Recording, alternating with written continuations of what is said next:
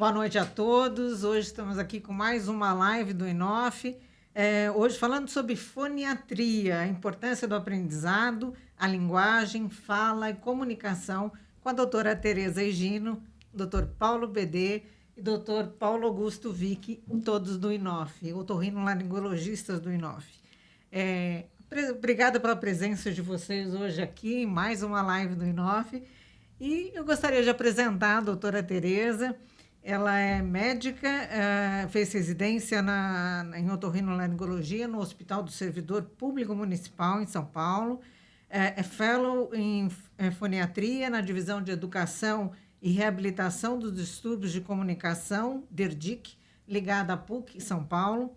Tem o título de especialista tanto em otorrinolaringologia quanto em foniatria e atuou no INOF de 2009 a 2011 e retornou mais recentemente. Então, prazer contar com a tua presença aqui hoje conosco. Obrigada, gostaria de agradecer o convite, é um prazer estar aqui, a gente está entre amigos antigos, nossa parceria é muito boa e antiga, e é um prazer contribuir para esse podcast.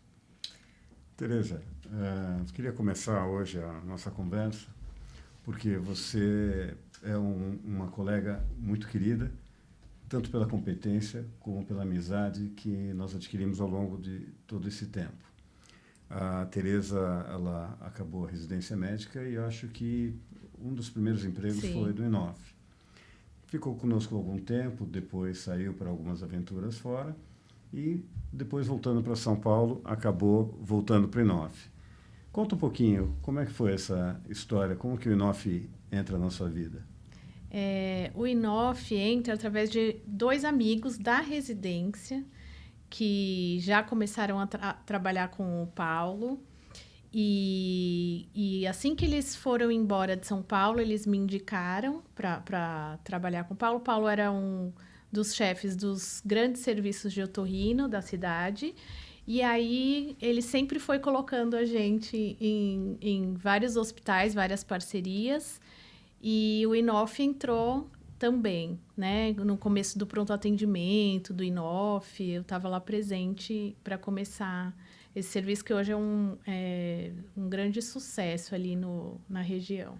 Eu estava lembrando, Tereza, até gostaria se pudesse passar umas fotinhos que eu resgatei, mas essa foto, não sei se você vai se lembrar. 2009, tem 15 anos, nós tiramos essa foto.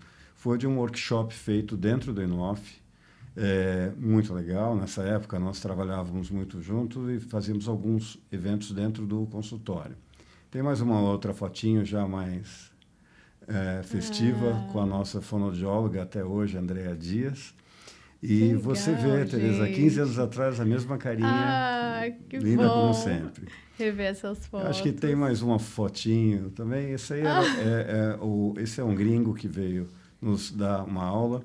Os colegas que estiverem nos assistindo vão lembrar da época da sinoplastia. Então, era um procedimento muito tecnológico, muito avançado na época, e que nós, sempre buscando conhecimento, fomos atrás. Bem lembrado, né? Então, assim, nessa época, Tereza, eu lembro que nós estávamos conversando mais cedo. Eu acho que médico, ele não bate muito bem na cabeça, porque você trabalhou comigo em 3 serviços diferentes. Sim. Um era o Hospital Santa Marina, na Zona Sul, Sim. perto do nosso consultório. Outro é o Hospital São Paulo, que é na Zona Norte de São Paulo. E outro foi o São Luís, Anália Franco, com o Dr. Paulo Augusto, do Jardim Anália Franco, Zona Leste de São Paulo. Lembrando que o Santa Marina hoje é o hospital de transplante do Einstein, referência do Einstein. Sério? Tá gigantesco. Ele mudou de conceito, mas é referência na Zona Sul ainda. E estamos aqui, né? Sobrevivemos a tudo Sim. isso, né? Eu estou muito feliz por você estar aqui, feliz por estar com o Paulo Augusto de novo, meu grande sócio, meu querido sócio. E vamos lá, vamos aprender um pouquinho sobre foniatria. Sim. Então, vamos lá. Tereza, vamos começar pelo começo. O que é foniatria? Então, a foniatria é uma especialidade médica que vai cuidar de todas as alterações de comunicação, de linguagem, de fala e de aprendizado. Então, desde aquela criança que atrasou para falar, que fala, mas a gente não consegue entender direito o que ela fala um pouco enrolado. Aquela criança que tem dificuldade de entender os sons, às vezes passa por desatenta em algumas famílias. E aquela criança que começa a ter dificuldades na escola. Aí a gente pula lá para o adulto, para o idoso, pós um traumatismo craniano ou um AVC, que começa a ter dificuldades na comunicação também. Então, todos esses são avaliados por um foniatra. Muito bom, muito legal. E a gente queria entender, Tereza, que você conceituasse como criança. Quando que ela começa a falar? Então, a criança, ela vai começar a falar as primeiras palavrinhas com 1 aninho de idade. Mas antes disso acontecer, ela já começa a vocalizar, balbuciar. Então, assim como o desenvolvimento motor, que a gente primeiro senta, depois engatinha e depois anda, na fala acontece da mesma maneira. Então, começam a sair o sonzinho só de voz, depois começa o balbuciar, consoante vogal, e depois ela vai falar as primeiras palavrinhas. E a audição nessa questão toda é fundamental. Fundamental. Né? Então, para a gente conseguir falar, a gente precisa ouvir esses sons, entender, processar, diferenciar esses sons, e aí sim conseguir responder ao que a gente ouviu, né? Então, a entrada auditiva é fundamental. O que eu acho que as mães sempre perguntam no consultório, assim, qual que é o desenvolvimento normal? Quais são as fases? Porque tem mãe que vem no consultório achando que a criança não está falando com 6 meses, com 9 meses, com 1 ano. Então, para você, qual que é mais ou menos o desenvolvimento normal de uma criança para fala? Tá, excelente pergunta. Então, a criança vai começar a balbuciar lá com os 9 meses. Tá. Com 1 aninho, vem as primeiras palavrinhas, mamã, papá, e ainda muito rudimentar, com erros, tudo dentro do esperado. Com 2 aninhos, elas vão começar a juntar palavras. Então, dá água, e às vezes também com erros ainda, né? E aí, com 3 aninhos, ela começa a falar para um adulto estranho entender. Então, esse é o desenvolvimento normal. Esses marcos de desenvolvimento, eles foram modificados em 2022. Aquele Centro de Doenças americano, o CDC, ele lançou os novos marcos em 2022, colocando bem marcado essa parte da comunicação e da linguagem, que era um pouco esquecida, né?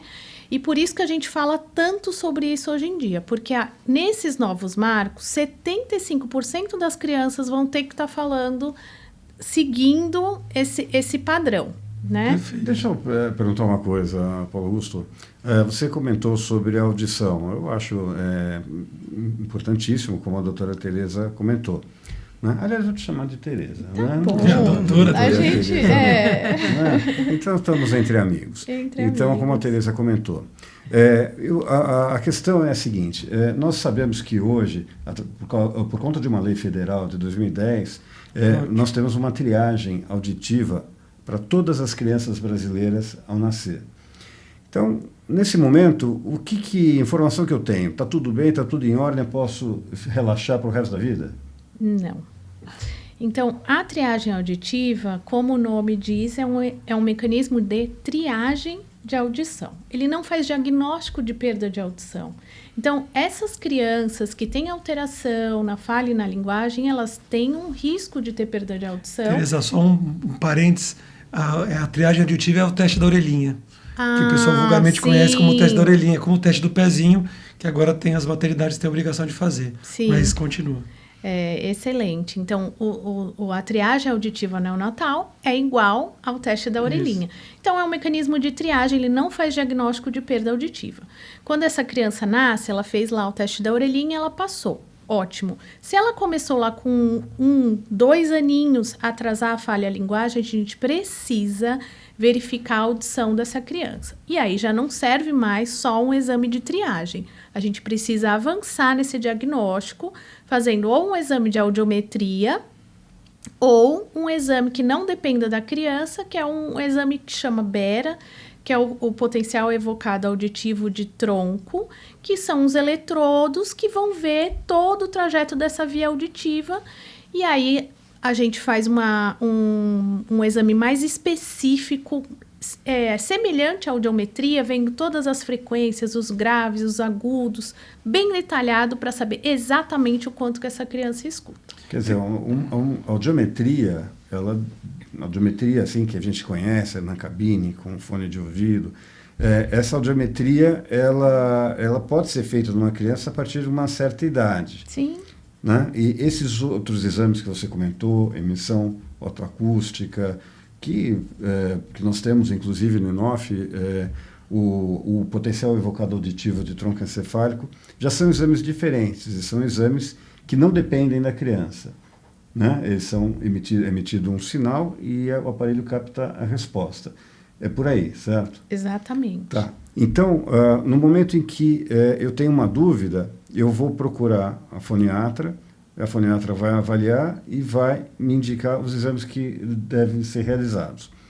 E o que pode acontecer? O que pode estar acontecendo com essa criança? Então, desde uma simples otite secretora até uma perda auditiva. Então, como diz o Dr. Paulo Augusto, otite secretora, aquele catarrinho no ouvido que fica médio. no ouvido médio. Então, o que a gente sabe também, hoje em dia? Que as crianças que têm gripe, resfriado, que têm rinite, alguém tem alguma criança assim em casa? Todas, né? Até os 3 anos e meio, elas têm muitas crises assim. E o ouvido também impactado. Então, ao mesmo catarrinho que está lá no nariz, vai para o ouvido e isso faz com que a percepção dos sons fique prejudicada. Então, essa criança ela vai formando um mapa mental dos sons de uma maneira errada. Então, confunde alguns sons. E aí fica mais difícil dela emitir a fala de um jeito correto. Né? E, Tereza, é por isso que as escolas, e a gente tem muita escola na Zona Sul, lá perto do consultório, elas pedem para quando a criança entra na escola, com 5, uma idade pré-escolar, fazer uma audiometria que já é, uma criança de 4, 5 anos já é compatível para fazer uma audiometria que a gente faz no consultório, para fazer uma triagem, não só triagem, mas ver limiar de audição. Porque se a criança tiver secreção no ouvido, ela vai aprender com mais dificuldade, ela não vai ouvir tanto na escola. Então, eu acho muito interessante, nessa fase do desenvolvimento, você ter a audiometria como um parâmetro para avaliar bem as crianças. Porque tem criança que pode estar sendo tratada por outros motivos, por outros déficits de atenção, por outras patologias, e, na verdade, ela tem catarro no ouvido, ela tem otite média secretora. Então, eu acho interessante essa avaliação inicial. Exato. Uma medida de prevenção, inclusive, né? Exato, exato. Assim, a gente... 90% das crianças com 5 anos vão ter tido algum episódio de otite secretora, ou às vezes vários. Aqui em São Paulo, acho que se tivesse um estudo epidemiológico, a maioria das crianças tem, né? A gente pega muito. Quando a gente começa a olhar mais, a entender mais e a procurar mais, a gente encontra mais casos de otite secretora nessas crianças que têm um nariz que não funciona tão bem. Além disso, as perdas auditivas também. A gente pega com frequência perdas auditivas moderadas, severas, às vezes de um ouvido só, que vai passando também meio que desapercebido ao longo do tempo. A criança escuta de um ouvido, do outro não, mas tem essas dificuldades também. Tem uma coisa importante nesse meio, que eu não sei se o Paulo ia comentar, mas a criança que respira de boca aberta, que dorme de boca aberta, que às vezes ronca, que é muito agitada à noite, que além que pode ter como causa de otite secretora, o que o pessoal chama de carne esponjosa, né? Que é adenoide aumentada ou amígdala aumentada. E isso represa as secreções e faz com que ela tenha mais chance de ter uma otite. E aí os pais às vezes estão preocupados só com a fala e não percebem que a audição, nesse meio tempo de avaliação, é importante. Fala um pouco disso.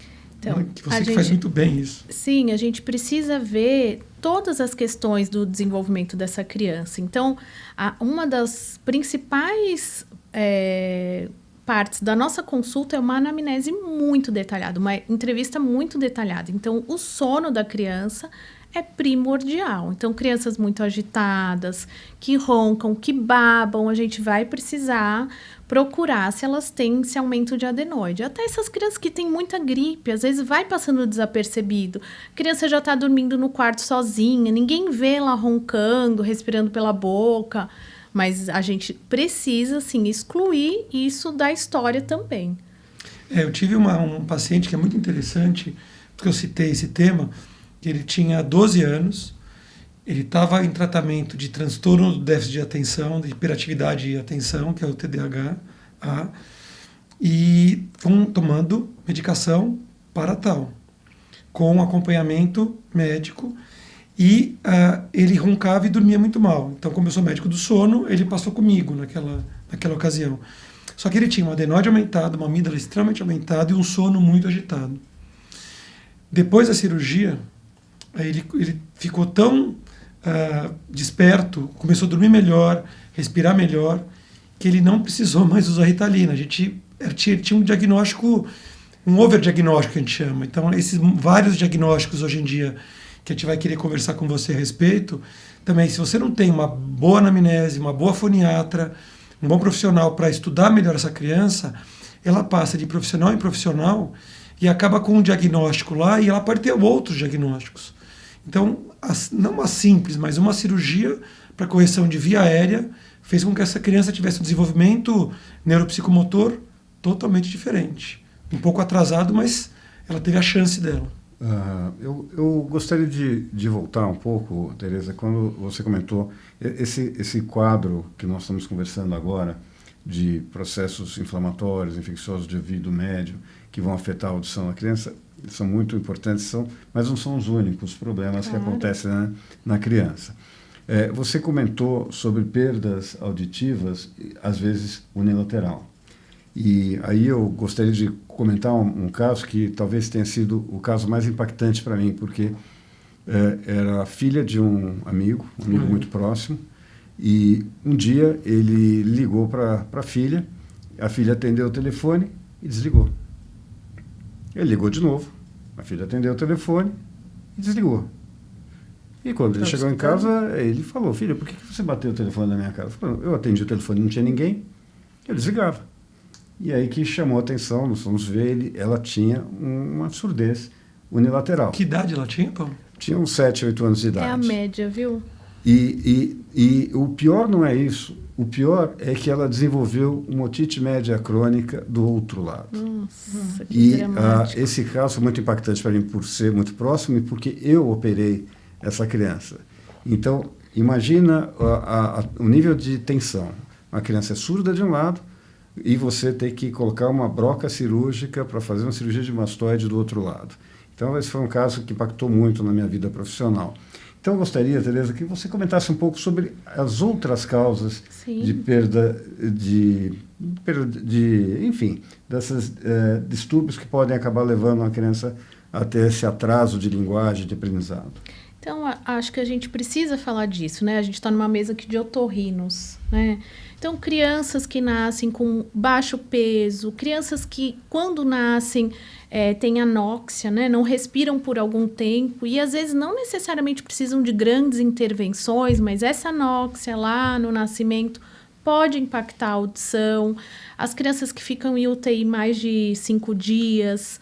Depois, crianças que têm meningite, encefalites, que são infecções lá no sistema nervoso central, trauma, né? Um traumatismo craniano. Crianças que têm um histórico na família de uma surdez hereditária e genética e que, às vezes, lá no nascimento não tem nenhum problema, mas é uma perda que é progressiva, então vai dar problema um pouquinho mais lá na frente. Por isso que a gente tem que seguir essas crianças, né? Enfim, as crianças que usam antibiótico em UTI muito, né, que são tóxicos para a audição, melhoram uma infecção severa, mas que tem essa toxicidade e essas infecções. A gente está no Brasil, né? Não pode esquecer disso. Então, toxoplasmose, sífilis, rubéola, citomegalovírus, Zika vírus, microcefalia. Então, todas essas causas aí a gente não pode perder de vista, nós que somos otorrinos e que estamos encontrando essas crianças e acompanhando, a gente tem a obrigação de seguir, fazer exames auditivos, até essa criança completar todo o seu desenvolvimento cerebral. Maravilhoso. Essa que é a questão. Quer dizer, é muito complexo. Não é uma questão para ser abordada de uma forma superficial. E aí, a minha pergunta, Tereza, tem a ver com algo que você já comentou. Eu gostaria que você explicasse para os nossos amigos. Porque claro que tudo é importante, mas por que é que as alterações visuais são mais, talvez não fáceis, mas mais identificáveis do que as alterações auditivas? Você comentou conosco hoje. Você lembra disso, de ter comentado? Porque as alterações visuais, elas são mais fáceis de serem percebidas e as alterações auditivas são mais escondidas. Você concorda com isso? Eu acho que depende, Paulo. Eu acho que é a mesma coisa, sabe? Quando a gente, na foniatria, a gente estuda muito percepção auditiva e percepção visual, que é diferente daquela acuidade visual, que é a criança que vai ter que pôr um óculos, ou a criança que tem uma cegueira, algum problema nesse sentido. Porque a percepção visual, ela pode ter uma entrada normal, mas essa criança está percebendo de uma maneira equivocada, né? E aí junta também com a função motora. Então, aquela criança que a gente vai ver no desenho, que vai ter alterações que não são compatíveis com o desenvolvimento dela. E a audição é a mesma coisa. Então, assim, às vezes a entrada da audição é ok, mas a percepção das nuances de cada som, ela também tem dificuldade. Eu estou perguntando isso, Tereza, porque eu acho que você vai concordar comigo, Paulo Augusto. Eu recebo muitos pacientes no consultório, uma frequência relativamente grande, que vêm indicados pela escola, pela professora. Ou seja, a mãe, o pai, em casa, apesar de todo o cuidado e a presença, nem sempre identificam um problema auditivo. Ou seja, esse cuidado, essa atenção tem que ser grande, porque pode passar desapercebido. É isso? Pode passar, e assim, o que os pais geralmente atribuem? Que é um problema de atenção. Então, eles atribuem, ele escuta quando ele quer, ele ouve quando ele quer. Se eu falar que vamos comer doce, ele vai ouvir. Então, assim, não é bem assim. Então, tem crianças que vão ter dificuldade de localizar esse som. Tem crianças que, dependendo do lugar, então, assim, um ambiente mais silencioso, elas vão ouvir bem. Coloca uma televisão de fundo, coloca uma música de fundo, ou vai para um ambiente, um restaurante que está cheio de barulho, ela vai ter mais dificuldade de entender. Então, a audição, ela não é uma coisa assim, linear. Ou ela escuta ou ela não escuta. Não. Tem aí uma gama de alterações sutis que podem passar desapercebido, mas geralmente é isso. Essa criança que pede para repetir, essa criança que parece desatenta na escola, e aí ela fica lá na escola 5 horas sentada, 4 horas sentada, não está entendendo direito o que a professora está falando. Ela começa a conversar, né? Enfim. Eu acho que tem uma coisa interessante que entra nessa discussão, que é o processamento auditivo, né? Exato. Então, você tem um órgão, ouvido, que você testa numa audiometria, que ele simplesmente vai dizer objetivamente se você ouve ou não ouve. E aí você tem um teste que hoje em dia as escolas pedem muito, as psicopedagogas pedem bastante, para avaliar, que é o teste do processamento auditivo central, que a gente também faz no INOF com a nossa equipe. E é um teste que vai fazer exatamente isso, a competição de sons, né? Então, até aquela criança que em casa parece que ouve bem, e a escola chama os pais para conversar, porque na escola não está aprendendo, não está absorvendo, e na verdade ela tem a competição de sons, do barulho da classe, e quando vem essa competição ela simplesmente não consegue aprender. Então isso está muito em voga hoje em dia. Eu queria que você falasse disso, que eu acho bem interessante na foniatria. Bem legal a gente comentar disso. Então, o processamento auditivo, ele é uma das maneiras de ver, de perceber essa percepção do som. Porém, não é só isso. Então, aquela criança que tem dificuldades na escola, ela pode ter uma alteração de processamento, mas ela pode ter um transtorno de aprendizado. Exato. Ela pode ter uma dificuldade em várias funções, em atenção, em memória, e isso vai impactar a percepção do som. Então, essas crianças, às vezes, vêm com um teste de processamento auditivo muito alterado. E não só as questões auditivas, porque no exame a gente consegue ver o que é mais auditivo, o que é mais atencional, e só fazer aquela terapia na cabine não vai resolver as questões de atenção, de memória, enfim, de todas as outras questões que ela tem. E é uma questão que entra em jogo. Eu queria até comentar com a Cris, que se tiver perguntas do pessoal, Sim. que deve ter um monte de perguntas, quando a gente começa a falar de criança, vai falar de celular, dessas questões de atenção, isso começa a brotar muita pergunta, né? A Nicole está perguntando aqui se a perda auditiva por otite pode ser reversível, se não diagnosticada e tratada adequadamente. Boa pergunta. Nossa, olha, muito.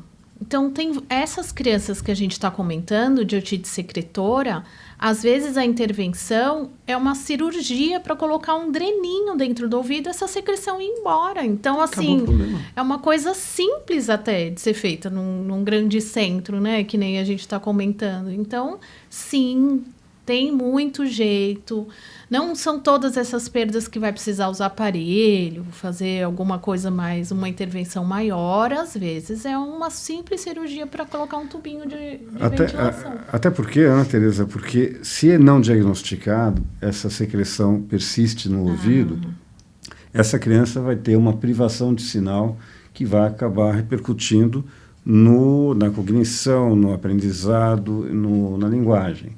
Então, é uma criança que, não diagnosticada, no futuro, é uma grande candidata a ter uma alteração de processamento auditivo, não? Sim, e eu achei que você ia comentar disso, Paulo. Um ouvido que não funciona bem com essa secreção, ao longo do tempo, ele pode ter muito prejuízo. Então, a gente pode formar otite média crônica, colesteatoma. Então, uma série de alterações que lá no comecinho seriam, sim, muito mais fáceis de ser resolvidas, evoluem para um quadro mais dramático. Eu costumo comentar com os meus pacientes que vêm com otite média crônica, e aí eu não vou entrar em detalhe, porque essa live ela é para todo público, então não vou entrar em muito detalhe, mas eu pego pacientes que em fase adulta vêm ao consultório com um quadro claramente de um passado de otite secretora não tratado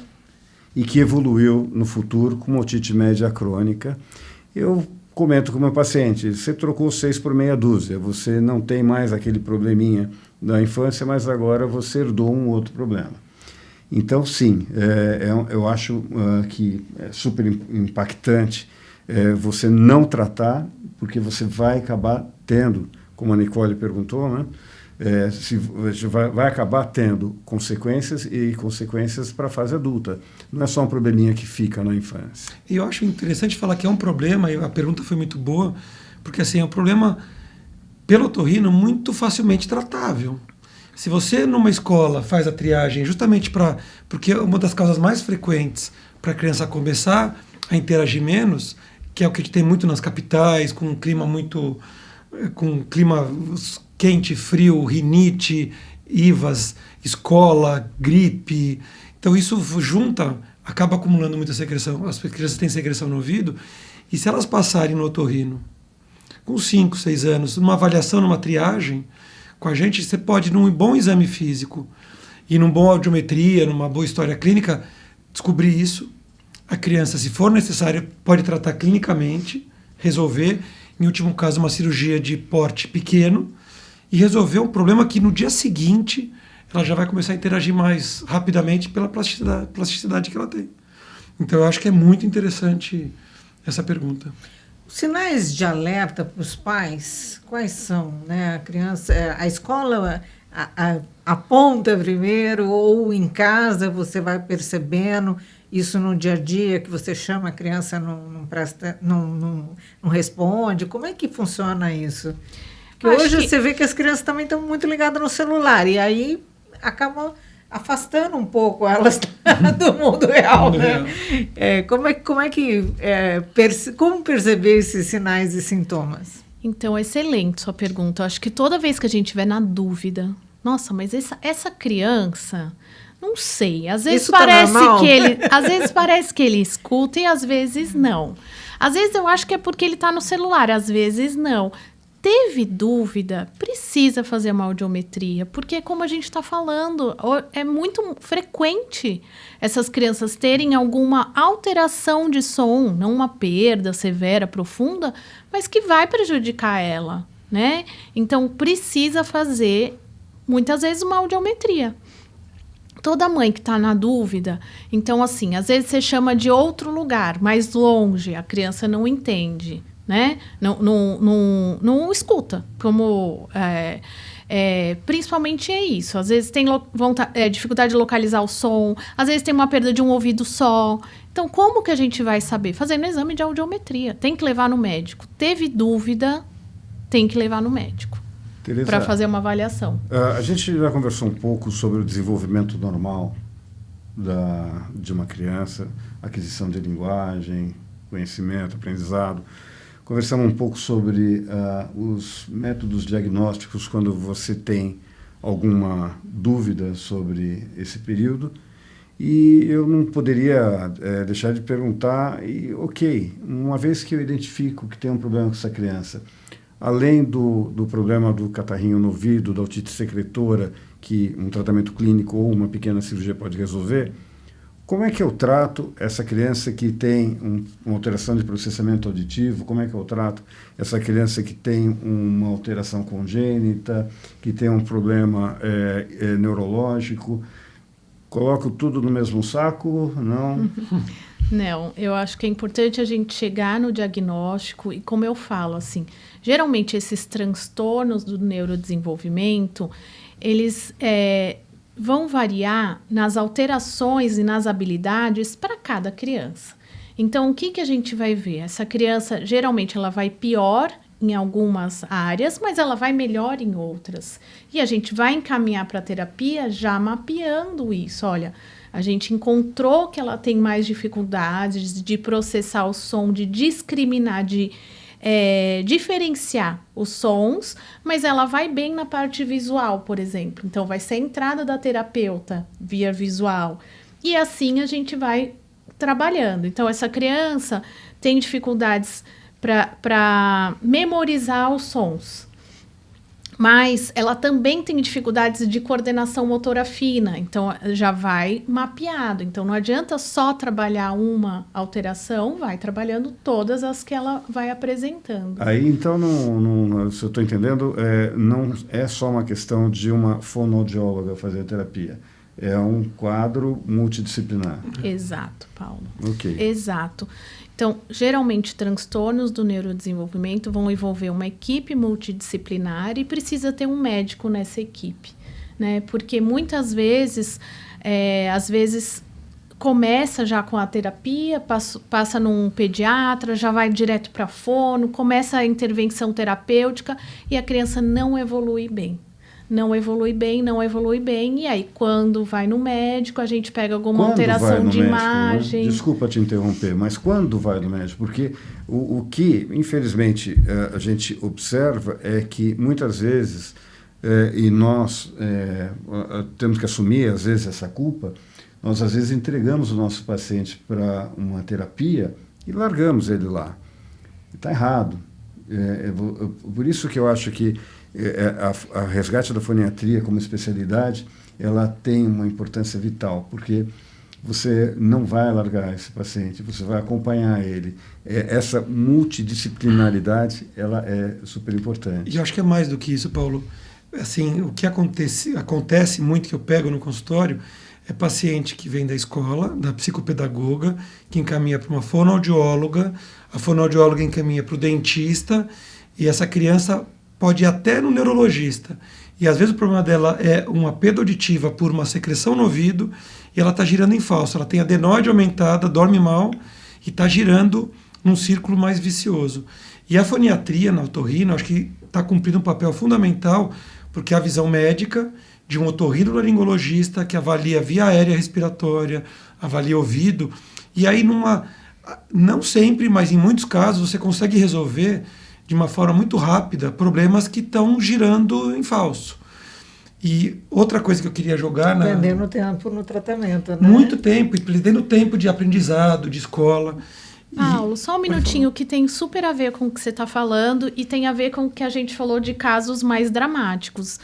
Todo mundo que é da foniatria, que trabalha com desenvolvimento infantil, tem uma ou duas crianças, ou três, infelizmente, que saíram com diagnóstico de transtorno do espectro do autismo, lá com 2 aninhos, foram fazer as terapias, tudo certinho, e aí quando chegaram lá no foniatra, lá com 7 anos, que provavelmente começou a dar algum problema lá de aprendizagem, alguma coisa assim, foram ver que a criança tinha surdez, e uma surdez profunda, e ela já estava numa idade super avançada, com Perdeu muito tempo. No desenvolvimento. Um detalhe Exato. nisso que é importante te falar, que a gente não comentou, por exemplo, uma perda auditiva grave numa criança recém-nascida, por uma questão genética, por uma malformação, você tem soluções, como implante coclear hoje em dia, que você, quanto mais cedo detectar com um teste da orelhinha, com uma avaliação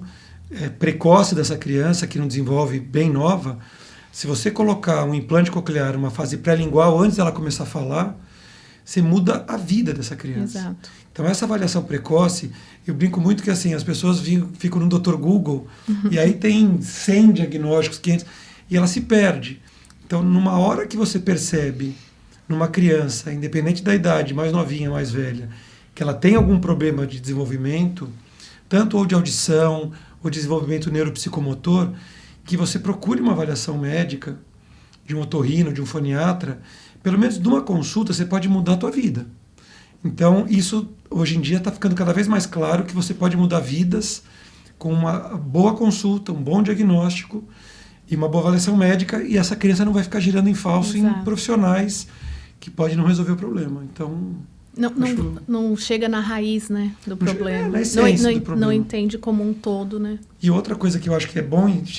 Tem pergunta. Tem pergunta, né? Que eu acho que eu vou entrar no tema para as perguntas entrarem, que é a questão do celular, né? Das mídias sociais, de Instagram, de contato mais virtual das crianças do que no mundo real. Essa discussão está bem atual, né? Então isso eu acho que está quente, né? Está pegando fogo e deve estar aí nas perguntas, né, Cris? Não, aqui tem uma pergunta sobre o zumbido na criança, se ele pode ser um sinal de alteração na audição. Sim. E uma outra sobre crianças que sofrem com som alto, o que uma mãe deve fazer? Eu acho que é o que a gente...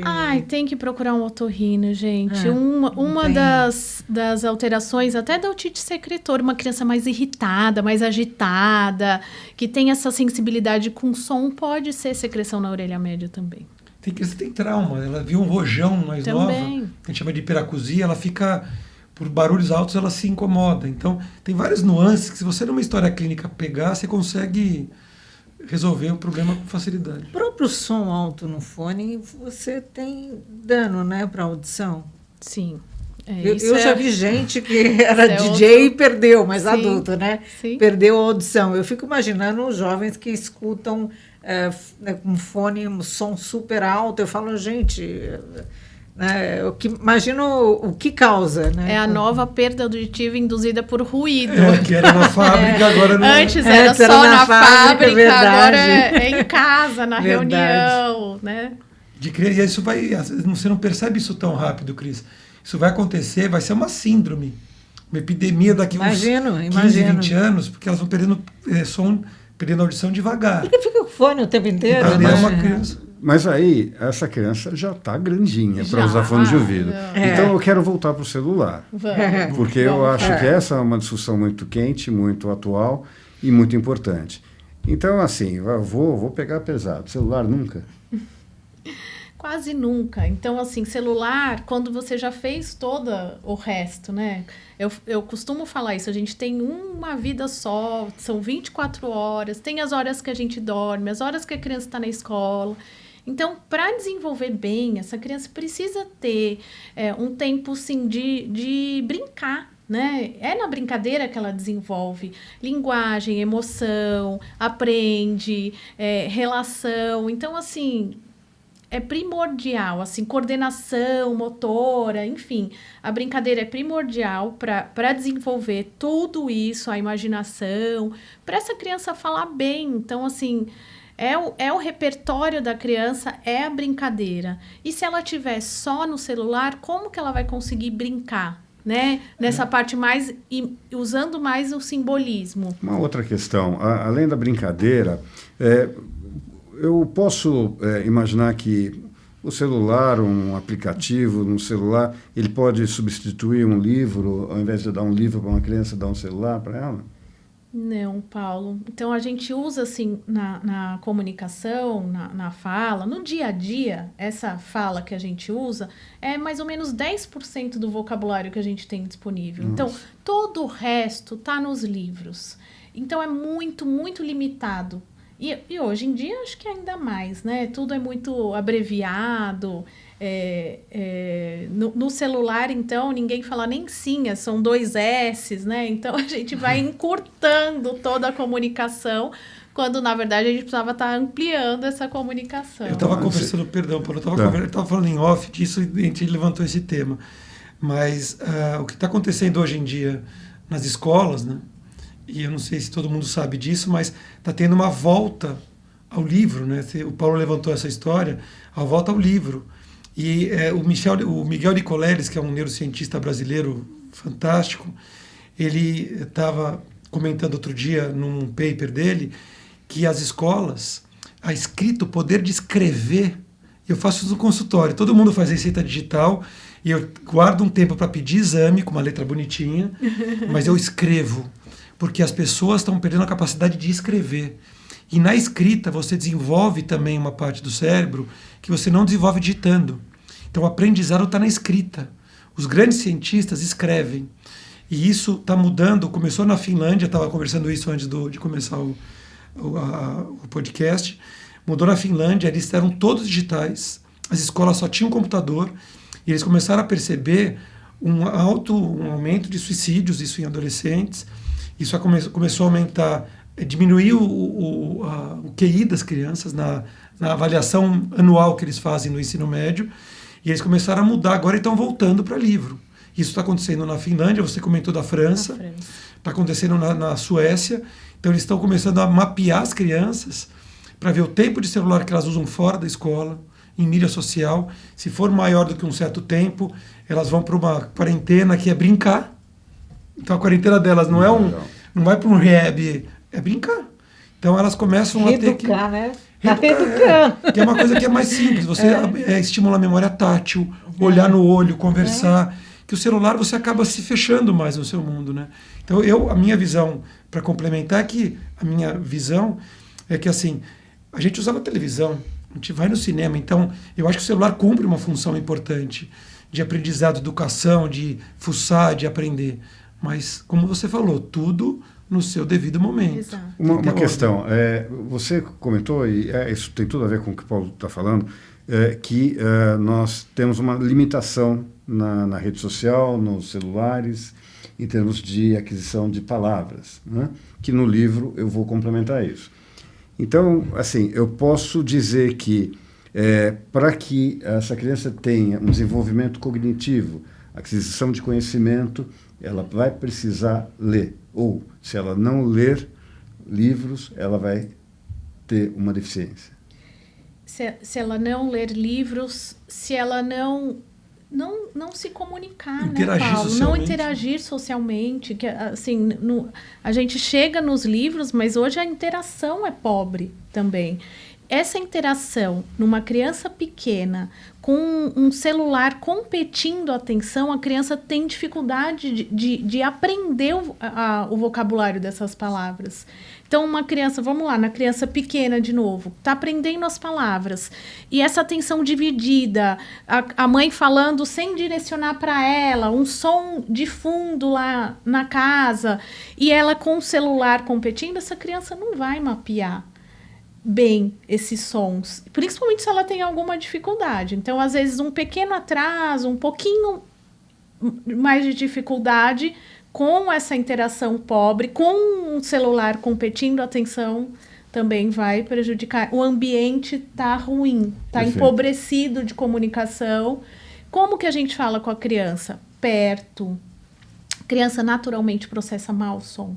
Então, se tiver um ruído de fundo, ela não vai entender tão bem essas distinções de som. Então, a gente fala com a criança perto, com uma voz tranquila, calma, bem articulada, para essa criança ir aprendendo esses sons. Imagina a gente aprendendo uma língua nova, né? Sim. Então, não dá. Você está lá num monte de gente, é uma língua que você não conhece, você não entende direito, né? Então, e a leitura para a criança é muito importante, né? Aquela coisa de contar a história, de ler um livro, é como você falou, de aprender as palavras que você não vai encontrar na linguagem abreviada dos celulares, né, dos aplicativos, né? E isso vai fazer a diferença na cognição dessa criança, Exato. porque ela vai acabar tendo base para o conhecimento, que sem base você não tem nada. E uma coisa importante é que a gente não falou da Covid, né? Como a Covid atrasou o desenvolvimento das crianças. E impactou? Sim. Ocasionou mais problemas em relação a isso? Impactou, porque o ambiente estava muito mais empobrecido. Exato. Mas esses estudos com o celular que a gente tem são prévios. São de antes de 2020. Já se estão... É como o Paulo falou. Por que eles tomaram essa decisão de banir com essa história de só ter mídias eletrônicas? Porque chegou um momento assim na França. Não tinha mais livro. Era tudo eletrônico. Para quê? Por que eles tomaram essa decisão? Porque a gente tem estudos prévios, de antes da pandemia. O repertório de vocabulário dessas crianças, que não só não leem, né? Se elas não se comunicam direito com os pais, você acha que se tá tendo leitura? Não tá. Então, sim, empobrece muito, diminui o QI. Olha, que importante, né? Tem alguma pergunta aí, Cris? A gente está, acho que nos Então, últimos 15 minutos. Então a gente pode discutir coisas... Acho que deve estar todo mundo perguntando. Uma coisa que eu queria falar enquanto a Cris vê as perguntas, eu acho que na Covid o que aconteceu foi assim, exatamente o empobrecimento. Então, isso ficou mais claro, né? A criança não vai na escola, a criança fica só em casa, ela pega mais o celular. Então, isso potencializou, acho que na Covid. Ficou muito mais claro e as crianças apareceram falando menos, demorando mais para começar a falar. E aí você tem que ter esse jogo de cintura de entender e explicar para os pais, aquela criança que era filha única, nasceu na pandemia, com o celular, ela acabou tendo um atraso de desenvolvimento. E eu acho que o papel das foniatras nesse período e de agora em diante é fundamental, eu acho que é essencial. Tem uma pergunta a que eu Nicole está gostaria de perguntando fazer. aqui do zumbido, mas do zumbido você já respondeu, né? Sim. Tem uma pergunta que eu gostaria de fazer, Tereza, que é a seguinte. Na nossa região, na Zona Sul, onde está o INOF, nós temos muitas escolas ao redor do INOF. E muitas delas são bilíngues, né? Além das escolas bilíngues que nós temos lá na nossa região, nós temos muito... Quem é que não conhece famílias expatriadas, que vão morar fora, vão para outros países e rodam 2, 3 anos num país e em outro. O que essa escolaridade bilíngue ou trilíngue pode trazer para a criança? Traz algum prejuízo? Não. É algo bom? Como é que eu encaro essa educação bilíngue? As crianças que vão ter transtorno de linguagem, elas vão ter na língua mãe e nas outras línguas, né? Então, isso é um pouco de mito, né? Geralmente, essa criança que tem dificuldades na fala e na linguagem, não é por conta da escola bilíngue. Ela já iria ter, e aí essa escola bilíngue mostrou mais, porque imagina, você já tem dificuldade de mapear os sons, de perceber os sons, de memorizar os sons, de tomar consciência dos sons.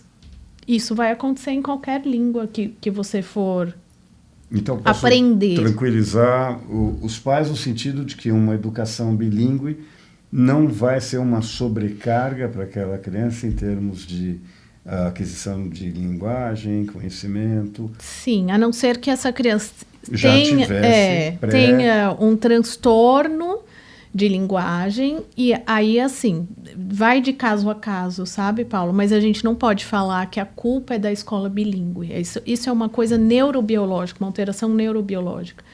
E também queria falar um pouquinho da parte da dislexia, né? Da dificuldade da leitura e da escrita. Então, as dificuldades de leitura e escrita. A gente tem as dificuldades na escola que às vezes não são por conta da própria criança. Ela tem dificuldades com a professora, sofre bullying na escola, não está bem adaptada ao método pedagógico, às vezes não está bem adaptada à língua ainda. Então, nessa fase ali de alfabetização, esses fatores externos podem causar, sim, dificuldades na escola. Por isso que é importante também fazer essa avaliação com o foniatra.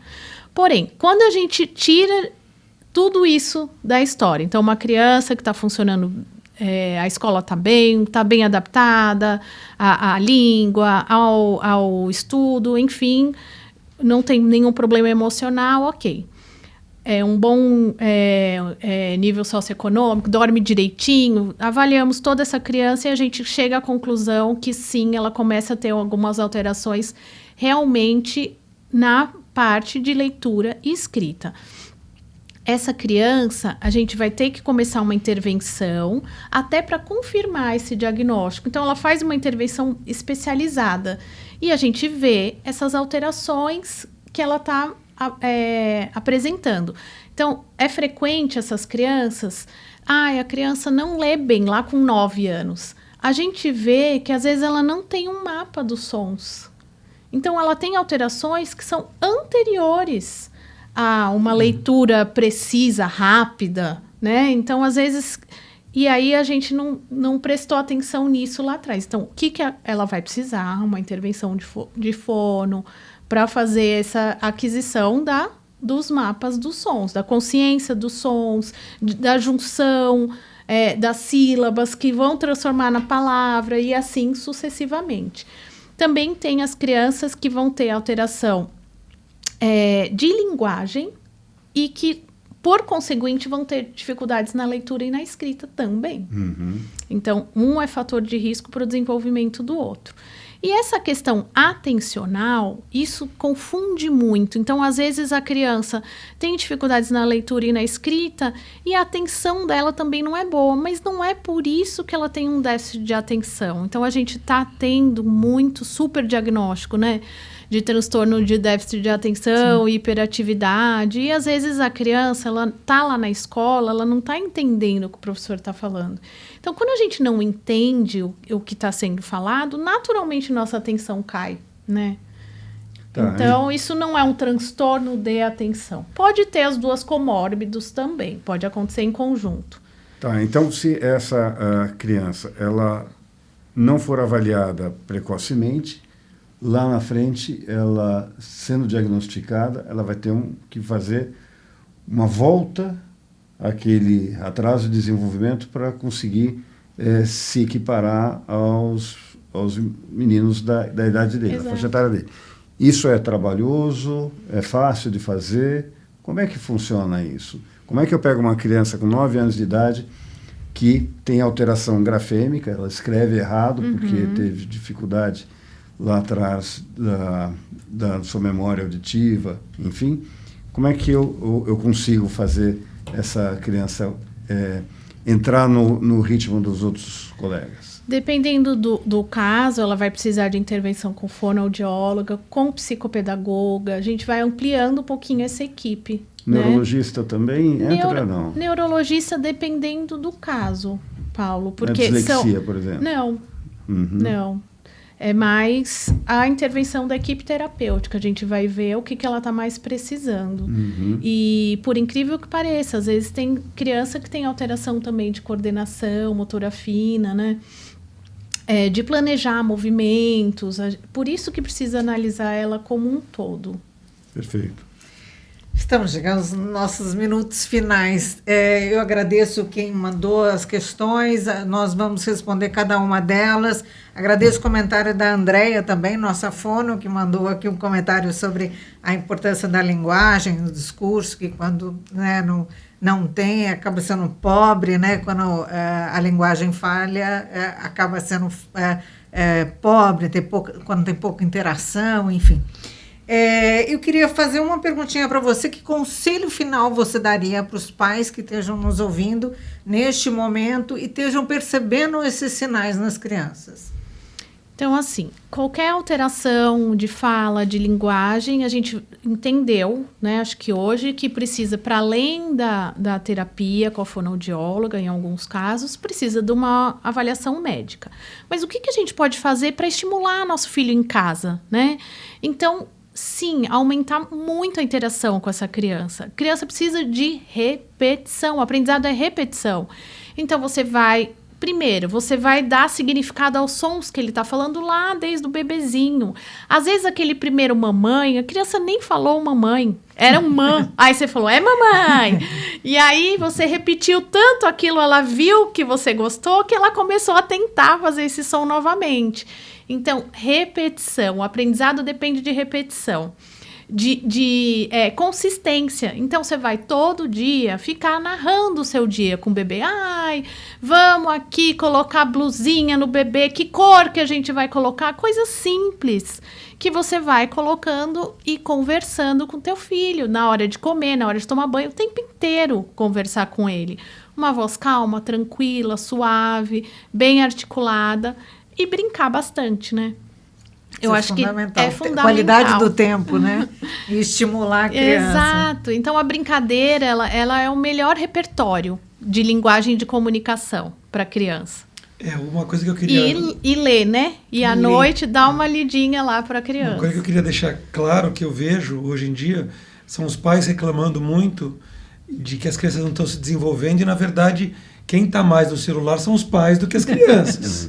Então, é uma coisa muito importante, a gente está olhando muito para a criança, o desenvolvimento dela, e não está observando o que a gente está fazendo por elas. Então, a gente chega do trabalho cansado, extenuado, vai lá, liga a televisão, não senta na mesa para jantar, e aí o dia acabou, essa criança ficou na escola, ficou em casa sozinha à tarde, ficou no celular o tempo inteiro, que é o que ela tem, vai no restaurante, a criança fica com o celular na frente dela. Quer dizer, a interação com as pessoas em volta está se perdendo muito hoje e os diagnósticos estão ficando overdiagnósticos, porque às vezes falta o mais simples, né? Que é o contato, a interação com as pessoas, que é o que fez a gente estar aqui hoje. Eu queria agradecer muito a Tereza por todos esses anos de amizade, de profissionalismo de excelência dentro do INOF. Queria avisar nossos amigos que a Tereza é nossa, a gente não abre mão, mas vocês podem usar um pouquinho da Tereza, do conhecimento dela, lá no INOF.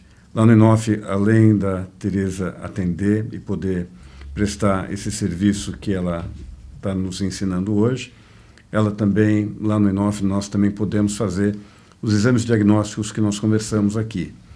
E, eventualmente, a doutora Tereza, ou com qualquer outro colega, também pode atuar de forma terapêutica. Nossas fonoaudiólogas, nossos médicos otorrinos, tanto nas terapias como nos procedimentos, inclusive cirúrgicos. Então, vocês todos estão convidados a conhecer o INOF e conhecer de perto, ao vivo, a doutora Tereza. Vai ser um prazer para a gente. As minhas palavras últimas em relação à Tereza são que da minha admiração pela Tereza, porque ela é uma batalhadora, ela teve problemas, ela foi, voltou, ela é uma vencedora, ela é uma mãe de mão cheia, que ensina os filhos, além de ser foniatra. Ela que faz as nossas nasos no consultório também das crianças. Então, aquele exame que entra pelo nariz para ver adenoide, quem faz com uma baita paciência também, além de outros médicos, é a doutora Tereza. Então, expressar minha admiração por ela, porque ela deu a volta no mundo, voltou para o INOF como vencedora, não foi com a cabeça erguida. Então, agradecer demais esse ensinamento que você dá em foniatria. A gente encaminha os pacientes para você também. Então, é uma honra ter você no nosso grupo de médicos lá do Inof, que agora são 12, né? E a Tereza é a nossa primeira convidada, e não poderia ser diferente, porque ela está conosco desde o começo da vida profissional de especialista dela. 15 anos, né? 15 anos, né? Então, nossos colegas que estão no Inof, que estão nos vendo aqui, não fiquem enciumados, porque a Tereza, ela foi a primeira. Vai ter espaço para todo mundo. Mas com o tempo vai ter espaço para todo mundo, se Deus quiser. Eu adorei, eu adoro estar aqui. Foi um prazer. Tereza. Eu quero falar também, gente. Eu só tenho a agradecer.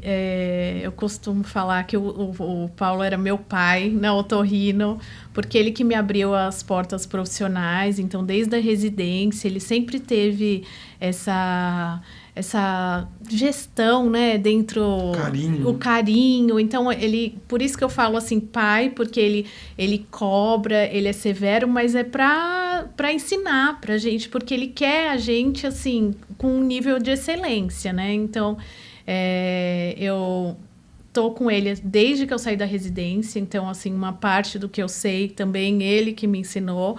O Guto também não posso chamar de pai, né, Guto? Porque é muito novo, mas a gente tá junto lá desde o comecinho. E como é importante, Paulo, assim, eu admiro demais vocês, que vocês são esses chefes que estão sempre dividindo, né, conhecimento e não são essa coisa de segregar, né, muito pelo contrário, vocês vão sempre engrandecer e estimular para quem está junto com vocês sempre chegar num caminho melhor, né? Maravilha. Não tenho nem o que falar. Obrigada a todos vocês aqui por estarem conosco essa noite e obrigada para vocês também que estiveram com a gente aqui, mandaram as perguntas, então agradecemos e até a próxima terça-feira de cada mês. Muito obrigada. Boa noite. Boa noite. Boa noite.